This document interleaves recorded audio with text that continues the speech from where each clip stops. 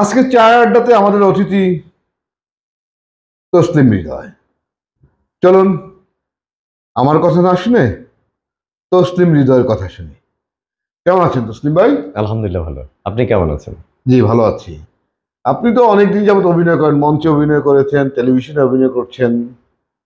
এই যে অভিনয়তে আসা আপনার, বেসিক্যালি আমি যতটুকু জানি আপনি রাজনীতি করেন এবং রাজনীতি সচেতন একজন ব্যক্তি। তার বাইরে আপনি কালচারাল মুভমেন্টের সাথে জড়িত এবং দীর্ঘদিন যাবত টেলিভিশনে এবং মঞ্চে কাজ করছেন।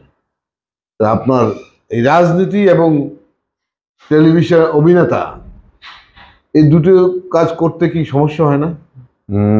বেসিক্যালি সমস্যা তো হয়ই। যারা করার ইচ্ছা থাকলে উপায় হয়। যারা পারে তারা সব জায়গায় পারে, আর যারা পারে না তারা কোথাও পারে না। আর আরেকটা প্রশ্ন করেছিলেন অনেক সুন্দর, যে অভিনয় এবং রাজনীতি গাটো কেন? Close up. হ্যালো, আসসালামু আলাইকুম প্রিয় দর্শক আমার। আপনাদের সামনে আবার হাজির হলাম চায়ের আড্ডাতে। সিনেমার চায়ের আড্ডাতে আজকের অতিথি নাজিম হামিদ, একজন অভিনেতা, একজন মডেল, একজন নাট্যকার।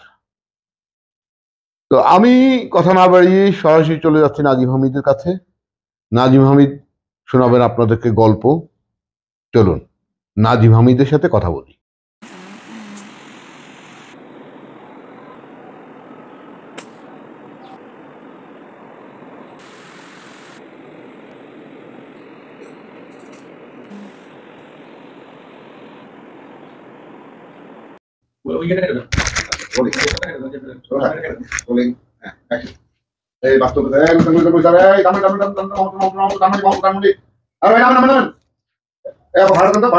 একটু পরে আসেন, পিছনে যান।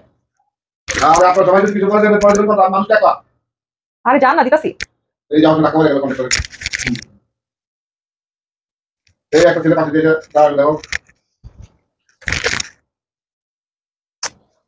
হ্যাঁ, একটু সরে দাঁড়ান না। শুয়ে যান, শুয়ে যান।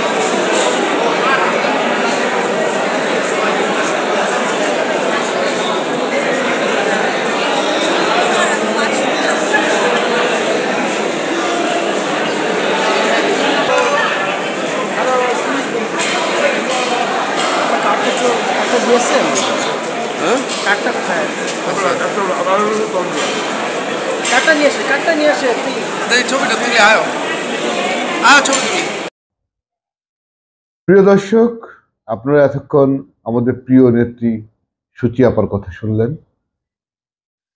আজকে সিনেমা চায়ের আড্ডা এখানেই শেষ করিব।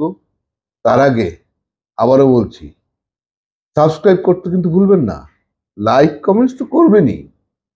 বন্ধুরা, আগামী চায়ের আড্ডাতে নতুন আরেকজনকে নিয়ে আপনাদের সামনে হাজির হব।